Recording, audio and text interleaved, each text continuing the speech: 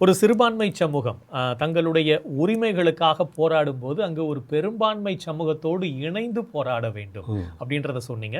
அந்த மத நல்லிணக்கத்தை வலியுறுத்தக்கூடிய அதை பின்பற்றக்கூடியவர்கள் இந்தியாவில் 100 கோடிக்கும் அதிகமான மக்கள் தொகையில் நிறைய பேர் பெரும்பான்மை சமூகத்தில் உள்ள மக்கள் இருக்கிறாங்க. அவங்களுடைய பங்களிப்பு இருக்குது. அதன் அடிப்படையில் இன்னைக்கு முஸ்லீம்கள் தங்களுடைய உரிமைகளுக்காக போராடி கொண்டு இருக்கிறார்கள். இப்படிப்பட்ட சூழல்ல இந்த மாற்று மதத்தினர் பெரும்பான்மை சமூகத்தோட இணைந்து செயல்படுவதற்கு, ஒற்றுமையுணர்வை வளர்ப்பதற்கு இஸ்லாத்தில் என்னென்ன சொல்லப்பட்டிருக்கிறது? இஸ்லாத்தில் பன்மை சமுதாயத்தை எப்படி நடந்து கொள்ள வேண்டும் என்று வழிகாட்டல் இருக்கு. ஏனென்றா நபிகள் நாயகம் மதீனாவில் ஒரு ஆட்சி அமைக்கிறாங்க. அவர் ஆட்சி தலைவர், அவர் வெறும் ஆன்மீக தலைவர் இல்லை, அவர் ஒரு ஆட்சி தலைவராகவும் இருந்தார். அப்போ அங்கே கிறிஸ்தவர்கள் இருக்காங்க, யூதர்கள் இருக்கிறாங்க, முஸ்லீம்கள் இருக்கிறாங்க. இந்த 3 பேரும் சேர்ந்து தான் அந்த மதீனா குடியரசு. அப்போது அவர் வகுத்த சாசனம், அந்த சார்ட்டர் இன்றைக்கி இருக்குது, இன்றைக்கி அவைலபிள், எழுதப்பட்ட சாசனம் என்று சொல்கிறார்கள். First ever written constitution of the world, முதலாவதாக எழுதப்பட்ட அரசியல் சாசனம் என்று அதை சில வரலாற்று ஆசிரியர்கள் அழைக்கிறார்கள். அதில் குறிப்பிட்ட விஷயங்களை நீங்கள் பார்த்தீங்கன்னு சொன்னால் எல்லா உரிமைகளும் எல்லோருக்கும் உண்டு. இப்போ கிறிஸ்தவர்களுக்கு நபிகள் நாயகம் எழுதி கொடுக்குறாங்க. ஒரு இது நஜரான் என்று ஒரு பகுதி இருக்குது அரபில்.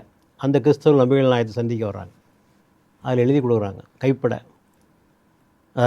அவருக்கு எழுத தெரியாது, அந்த சாட்டில் எழுதப்படுகிறது, எந்த பிஷப்பும் பதவியிலிருந்து அகற்றப்பட மாட்டார், எந்த தேவாலயங்களும் அகற்றப்பட மாட்டாதே, அவரவர்களுடைய சமயப்படி அவர்கள் வாழ்ந்து கொள்ளலாம், அவருடைய வருகின்ற பிரச்சனைகளுக்கு அவருடைய சமய வேதப்படியே தீர்ப்பளிக்கப்படும், அந்தந்த சமயங்களின் படிதான் அது தீர்ப்பளிக்கப்படும் என்று அவர் சொல்கிறார். நபிகள் நாயகத்திலிருந்தே யூதர்கள் ஒரு வழக்கை கொண்டு வராங்க. வழக்கை கொண்டு வந்து தீர்ப்பு கேட்குறாங்க.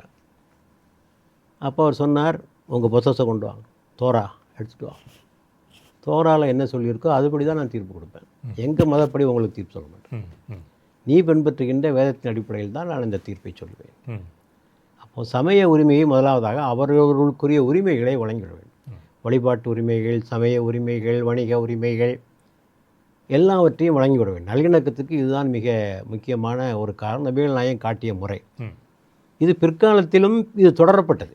அவர்கள் காலத்தில் மட்டுமல்ல, பிற்காலத்திலும் இஸ்லாம் வேகமாக பரவுகிறது, கிறிஸ்தவர்களை வெற்றி கொண்டும் பரவுகிறது. என்றாலும் எந்த சர்ச்சும் இடிக்கப்படவில்லை. நன்றாக வரலாற்றை புரிந்து கொள்ள வேண்டும். எகிப்திலே கட்டப்பட்டிருக்கின்ற பெரிய பெரிய சர்ச்சுகள் எல்லாம் முஸ்லீம்கள் ஆட்சி காலத்தில் கட்டப்பட்டவை தான். ஒரு சின்ன வரலாற்று உதாரணத்தை சொல்கிறேன். ஜெருசலத்தை முஸ்லீம்கள் வெற்றி கொள்கிறார்கள். அப்போ அங்கே கிறிஸ்தவர்கள் வாழ்ந்து கொண்டிருக்கிறார்கள் ஜெருசலத்தில். அப்போ கலீஃபாவாக இருந்த உமர் ஜெருசலத்துக்கு போகிறார், சுற்றி பார்க்குறதுக்காக போகிறார். அவர் சர்ச்சில் சுற்றி பார்த்துட்டு இருக்கார். அப்போது தொழுகை நேரம் வந்துடுது.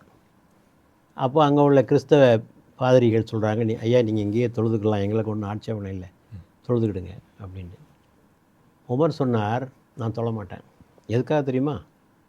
எனக்கு ஒன்றும் ஆட்சேபனை இல்லை, இங்கே தொழுக எனக்கு ஒன்றும் ஆட்சேபனை இல்லை. ஒருவேளை நான் இங்கே தொழுதால் பிற்காலத்தில் வர்ற முஸ்லீம்கள் சொல்வார்கள், இது உமர் தொழுதாரியா, இது பள்ளிவாசல் தாயா, எங்ககிட்ட கொடுத்தோன்னு கேட்பான் என்று சொல்லிவிட்டு சர்ச்சை விட்டு வெளியே சென்று ஒரு பாயை விரித்து அங்கே தொழுதார். அவர் தொழுத இடத்துல ஒரு பள்ளிவாசல் கட்டப்பட்டது. அது இப்போ இருக்குது, உமர் மஸ்ஜித் என்று அதுக்கு பேர். நான் போயிருந்தேன் 3 வருஷத்துக்கு முன்னால் ஜெருசலத்துக்கு போயிருந்தேன். சரி, இது இயேசு உயிர்ப்பித்த இடம் சர்ச்சும் அந்த உமர் பக்கத்தில் ஒரே சுவரில் இருக்கு. ஒரே சுவர் தான் ரெண்டுக்கும். ஏன்னா ஆக இந்த மாதிரியான உரிமைகளை இஸ்லாம் அவர்களுக்கு கொடுத்தது. முஸ்லீம்கள் ஆண்டு கொண்டிருக்கின்ற போது ஒருவர் கேட்டார், கிறிஸ்தவர்கள் அவர்களுடைய ஊர்வலம் போகிறார்கள், அவருடைய சிலுவைகளை எடுத்துக்கொண்டு இதற்கு அனுமதி வேண்டும் என்று கேட்டபோது அந்த முஸ்லீம் ஆட்சியாளர் சொன்னார், எந்த தடையும் கிடையாது, அவர்கள் சங்கு ஊதி கொண்டு போகலாம் என்று. ஒன்று மட்டும் செய்யுங்க, பள்ளிவாசல் கிடக்கிற போது தொழுகை நேரமாக இருந்தால் அந்த கொஞ்சம் நிறுத்திட்டு அப்புறம் போயிட்டு, இந்த ஒரு வேண்டுகோள் தான் அவங்ககிட்ட நான் நினைக்கிறேன். ஆக எந்த விதமான தடையும், சகல உரிமைகளை கொடுக்காமல் எப்படி ஒற்றுமை வரும்? அமைதி எப்படி வரும்? இல்லையா? பீஸ் அண்ட் ஜஸ்டிஸ் ரெண்டும் 2 sides ஆஃப் எ காயின், ஒரு நாணயத்தினுடைய 2 பக்கங்கள். நீதி இல்லாவிட்டால் அமைதி கிடையாது. ம். நீதியை பறித்து விட்டால் அமைதி எங்கிருந்து வரும்? ம். ம். ஆகவே அவர்களுக்கான எல்லா உரிமைகளையும் வழங்க வேண்டும் என்பது இஸ்லாத்தினுடைய முக்கியமான கோட்பாடு. ம்.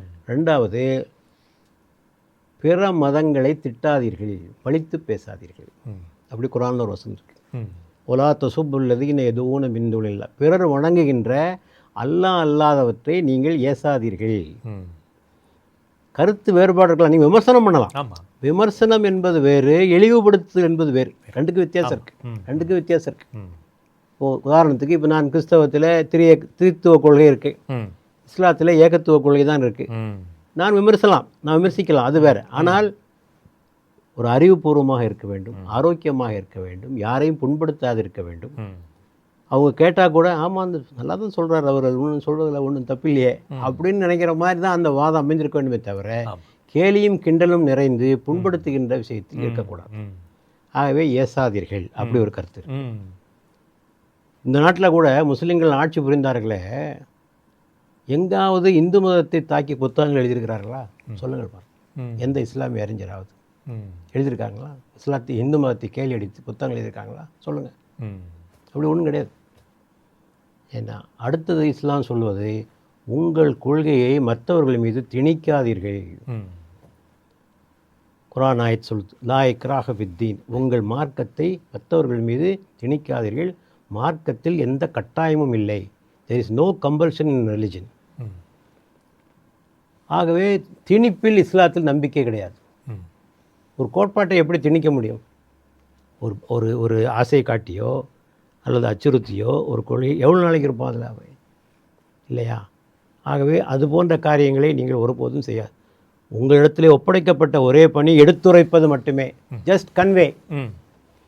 குர்ஆனில் கன்வேங்கிற வார்த்தை தான் இருக்குது, கன்வெர்ட்டுங்கிற வார்த்தை இல்லை. ஆ. ஆ. குர்ஆனில் கன்வேங்கிற வார்த்தை இருக்குது, கன்வெர்ட்டுங்கிற வார்த்தை கிடையாது. ம். ம். So your duty is to convey. ம். திருப்பி நபிகள் நாயகத்தை பற்றி குர்ஆன் அல்லாஹ் சொல்கிறான், ம். நபியே உம்முடைய பொறுப்பு என்ன தெரியுமா? தெளிவாக எடுத்துரைப்பது மட்டுமே.